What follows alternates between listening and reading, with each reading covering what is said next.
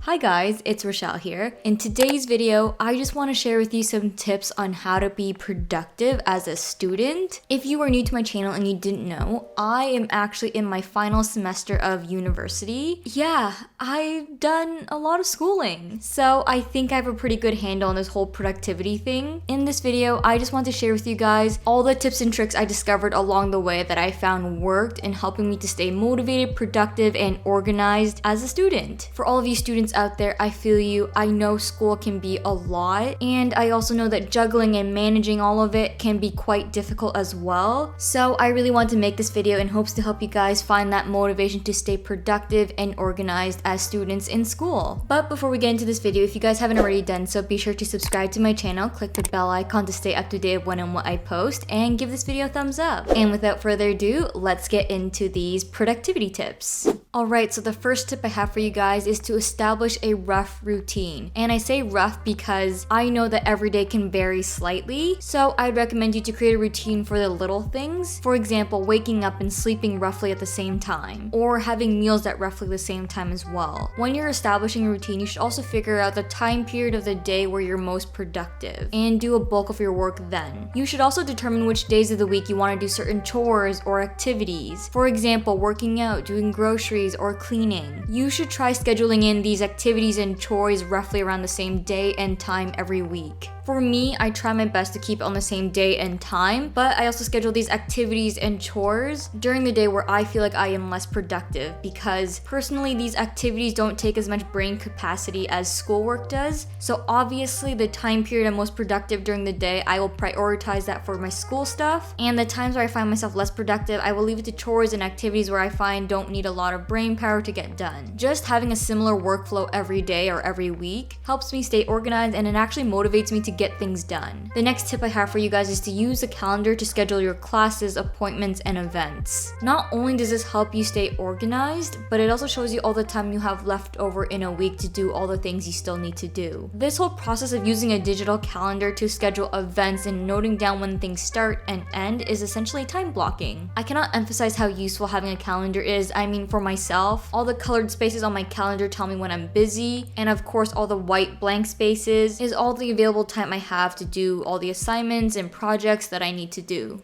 The next tip I have for you guys is to jot down your deadlines. To do this, I use the sticky notes app on my laptop, but you can handwrite it or do it however you want. For my own deadlines, I usually just make one list of all my deadlines from every single class. It can look intimidating sometimes, but also I think it works best for me because I organize it by date, so I can just go down the list and see all the things that I need to prioritize because the deadline is coming up. I know some people organize and separate their deadlines by class. I personally don't do it that way because I find that easier to miss a deadline. So I think if you want to try this, you should try both ways and see what works best for you. Yeah, so again, just having a list of all your deadlines is so helpful in helping you figure out your priorities and what you need to get cracking on next. The fourth tip I have for you guys is to make a to-do list for the day or week. This is again personal preference, but I like to be a little bit more general, so I'll make a to-do list for the week. A to-do list kind of just goes hand in hand with your calendar. What I'll do is I'll note down all the things I need to get done this week. Then I will use my calendar and look at all the available time I have in the same week, and then I'll figure out when I'm going to do certain tasks. Just planning out your entire week keeps you a little bit more organized, and it also ensures that you will actually get everything you need to do done. I should also tell you guys this in case you might find it helpful. How I add school things to my to-do list is by referencing my deadlines list. So I'll look at my upcoming deadlines and see if I have anything due this week or the week after. If I do, then I will add those things to my to-do list for the week. Basically, your calendar, your deadlines list, and your to-do list all integrate with each other. The fifth tip I have for you guys is that when you are looking at your to-do list, start with a task that takes up the most brain capacity at the top of your day, and save the things that don't take as much brain power for the end of the day. As the day progresses, I find, and I'm sure a lot of you can relate as well, that you get more tired as the day goes on. And when I'm tired, I find that I can't really focus on harder tasks because I get distracted more easily, or I just don't have the motivation to do it at all. So roughly what I would do starting at the top of the day, I will do some some schoolwork. I will usually leave the entire morning and afternoon for school. Then when I start to get a little bit more tired in the early evening, I might do my chores or my activities that don't require as much brain power. And then late at night, I will do things that I know I can do when I'm tired. For example, for me, this might be YouTube stuff, or it might be watching a TV show, which lately is schoolwork for me. Because if you didn't know, I am a film student, and I am taking a writing for television class, and something we need to do every week for each class is watch an episode of a TV show. So while that is schoolwork, I know that watching a TV show doesn't take much brain power, so that's like the one piece of schoolwork I will let myself end my day and my night with. The next tip I have for you guys is to change up your work environment while remembering to choose a location with minimal distractions for you. I find that going to a new location to do work helps me to be more productive because I know there's not much else I can do in that location but the work I bring with me. Whereas when I'm home, it's so